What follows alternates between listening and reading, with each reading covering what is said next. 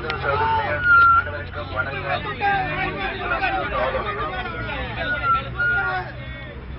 are gathered here to protest against the atrocities and the killing of Tamils in Sri Lanka.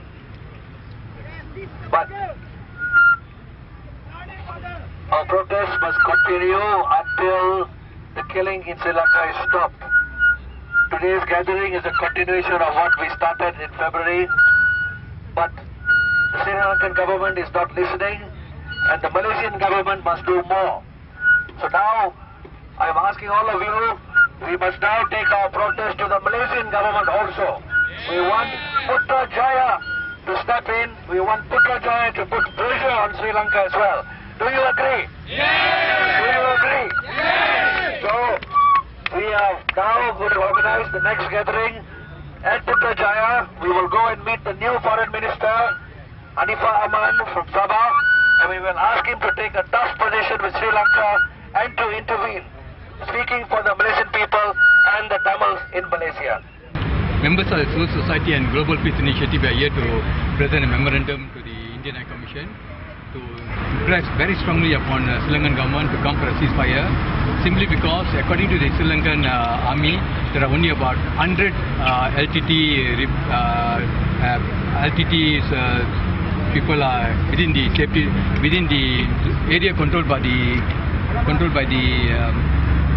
LTT, and there are about 100,000 people, according to UN 36, are trapped within the safety zone, and according to LTT, there are about 200,000 people are trapped there. So it is not logical for the Sri Lankan government to use artillery and aerial bombing to kill these innocent people, because the probability will be 0.1% that you're going to get an LTT guy. So I think India, being a neighbor and a strong ally of Sri Lankan government, should impress upon the Sri Lankan government to reduce the human casualty there. Now, my name is Charles Kijak, Member of Parliament for Penang. All of us who are gathered here, and more who will turn up shortly, are here to send a message to the Indian government that India's role in stopping or calling for a ceasefire in Sri Lanka is very important and very urgent and very significant, because India is playing a very important role, in fact actually in escalating the problem in Sri Lanka. Its military forces, its advisors are also reported to be seen conducting the war against the Tamil population of Sri Lanka.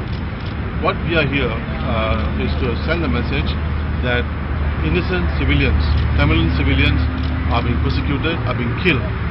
And this is something that is not acceptable, because it goes against all conventions regarding war that the UN has come up with. In fact, the UN and the American government has called, including the Europeans, have called for a ceasefire, because there are about 200,000 civilians who are caught between the two warring forces, and therefore we have to protect the lives of innocent people, people who do not want to be part of the war, and people who are now being massacred. The word is massacred at this point in time.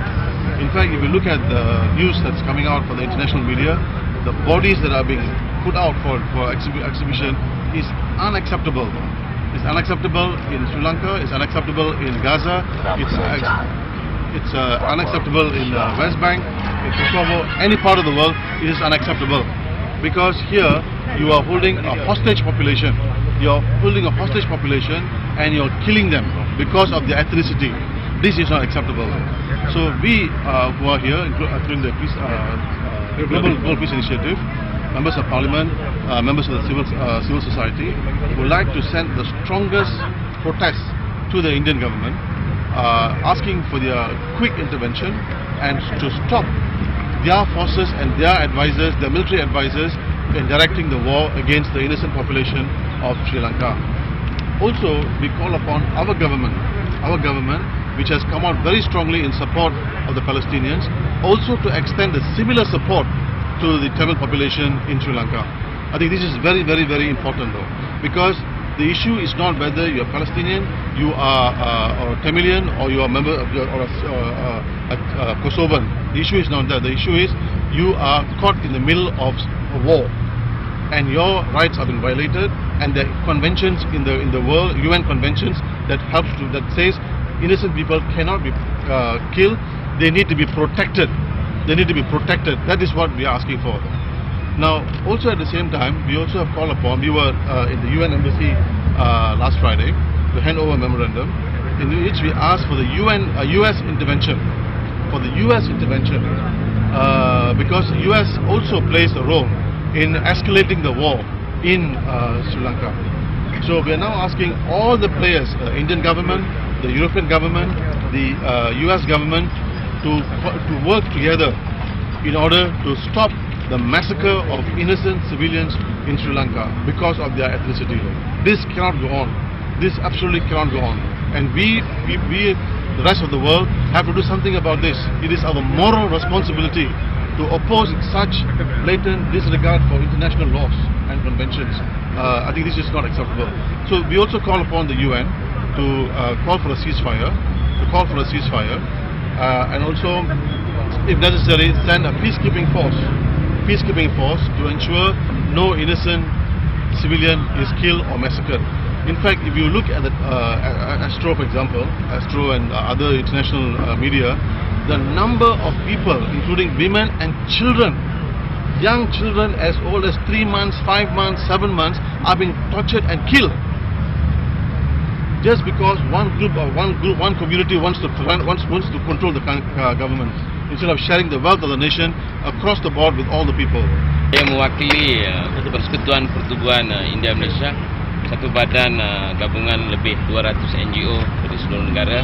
Kami memohon kerajaan Malaysia mengambil tindakan yang sewajarnya seperti mana dilakukan di masa-masa yang lepas, terutamanya mangsa peperangan di Kosovo dan juga di Serbia dan sebagainya. Jadi sudah tiba masanya Malaysia harus turut berserta dalam menentang keganasan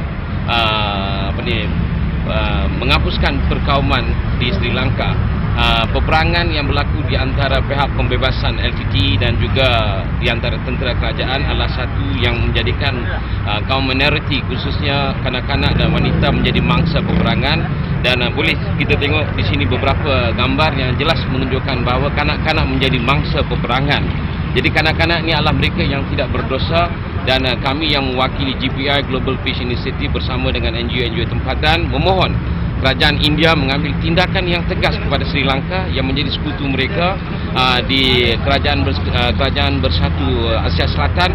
India sebagai satu negara yang besar, mempunyai kuasa besar di rantau itu, perlulah memainkan peranan dan terusnya tidak memberikan kepakaran dari soal ketenteraan kepada Sri Lanka, kerana ini hanya akan membawa kepada kemusnahan masyarakat minoriti Tamil di Sri Lanka. Dan adalah menjadi dasar kerajaan kita Malaysia untuk menuntut keadilan untuk semua. Dan saya tidak nampak mengapa kerajaan Malaysia sehingga kini tidak pernah mengeluarkan sepatah perkataan pun untuk menentang keganasan yang dilakukan oleh kerajaan Sri Lanka kepada minoriti minoriti Tamil di Sri Lanka. Tetapi pada waktu yang sama kerajaan Malaysia begitu lantang menyuarakan hak soal-soal kemanusiaan, soal-soal ketidakadilan dan soal-soal perkauman di serata dunia. Tetapi mereka begitu kabur, gelap dan tidak nampak apa yang berlaku di depan mata, khususnya di Sri Lanka.